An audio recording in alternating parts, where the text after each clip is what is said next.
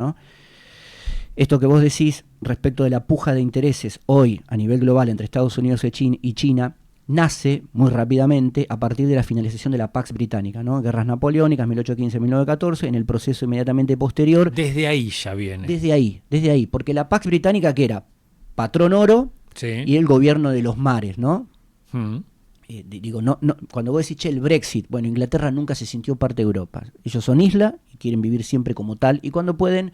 Y lo otro es continente. Imponen sus reglas. Lo otro es continente. Al margen de eso, después de ese proceso de las dos guerras, emerge Estados Unidos como el hegemón. ¿Por qué es importante analizarlo desde el punto de vista de la disciplina? Porque lo que está en crisis hoy, hay dos grandes crisis. Te voy a responder lo que vos planteás, ¿no? Pero hay dos grandes crisis para entender. La primera es la crisis del concepto de estabilidad hegemónica. ¿Qué es el hegemón? El hegemón es aquel que puede, a través de sus propios atributos, fuerza, cultura, poder, de convencimiento y de relacionamiento con los pares, imponer sus condiciones y sus reglas.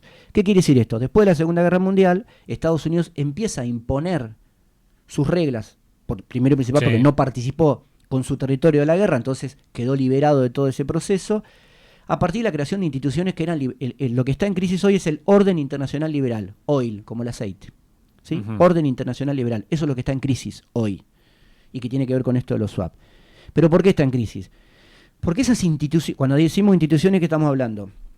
Lo que hoy es la ONU, que arrancó como Sociedad de las Naciones, lo que en aquel entonces era el GATT, el Acuerdo General de Aranceles Aduaneros y Comercio, que hoy es OMC, y así sucesivamente con el Fondo Monetario Internacional, el Banco Mundial, eran instituciones de corte liberal que representaban los intereses norteamericanos, pero también a la necesidad de Estados Unidos de imponer esas reglas, ¿sí? Eso se daba en Europa, ¿cómo se llamó? Estado de bienestar. ¿Qué pasaba en América? En el mismo momento, doctrina Eisenhower, década del 40, Escuela de las Américas, la tristemente célebre Escuela de las Américas. Durante la presidencia de Eisenhower y Truman, acomodar el patio. Palo, garrote, preparar milicos para que hagan golpes de Estado en el territorio. Argentina, Brasil. Básicamente esto, ¿no? Ellos le llaman el patio trasero, que somos el nosotros. Patio trasero. ¿Por qué es importante esto? Eso es una remake de año 1823, Doctrina Monroe, América para los americanos. ¿Por qué? Porque lo que hoy insiste Trump como uno de sus elementos discursivos y narrativa, que ellos le llaman MAGA, Make America Great Again, es eso. ¿Sí? Ahí no hay nada nuevo en ese proceso, que se fue gestando a partir de la consolidación de Estados Unidos como ese hegemón. Estabilidad hegemónica, entra en crisis. ¿Por qué entra en crisis? Año 49, revolución maoísta en China. ¿Por qué tomamos esa fecha? República Popular China se empieza a llamar a partir del año 49, donde empieza a iniciar un proceso de revolución y de reformas. Vos me decís, che, ¿pero qué tiene que ver con hoy? Ahí empieza a emerger ese contrapeso al hegemón. Por un lado, empieza a declinarse el poder de Estados Unidos, sobre todo a partir de la década del 70, crisis del petróleo, el modo de acumulación capitalista empieza a temblar. Los conceptos básicos que Estados Unidos pregonaba después de la Segunda Guerra Mundial eran todo aquello que atentara contra la seguridad nacional y que a la vez facilitara el fortalecimiento del patrón dólar. Lo de la doctrina de la seguridad nacional es muy importante, porque los tipos te dicen esto, che, yo, Estados Unidos como territorio, cualquier situación que yo considere que afecta a mi interés nacional, esté donde esté en el planeta, es susceptible de que la intervengamos. Último ejemplo de Trump con Bolsonaro. Bolsonaro es mi amigo y yo a vos como país, Brasil, te meto 50% de aranceles porque Bolsonaro es mi amigo y yo quiero que esté libre y vos lo querés tener preso. Así. Intervengo en cualquier lado del mundo porque vos me estás molestando. Incluso, así como en Estados Unidos, ellos adoran la segunda enmienda respecto a la posibilidad de utilizar armas con la Asociación Nacional del Rifle, para afuera lo hacen con la doctrina Monroe. El interés nacional por sobre cualquier cosa. Incluso antes que sobre el patrón dólar. Son capaces de negociar la moneda a el interés nacional, ¿no? Mirá, Estados Unidos tiene 247 años de historia, ha participado en más de 400 conflictos, de manera directa e indirecta. Vaya si la cuestión militar no es preponderante. La emergencia de China, ¿dónde se da?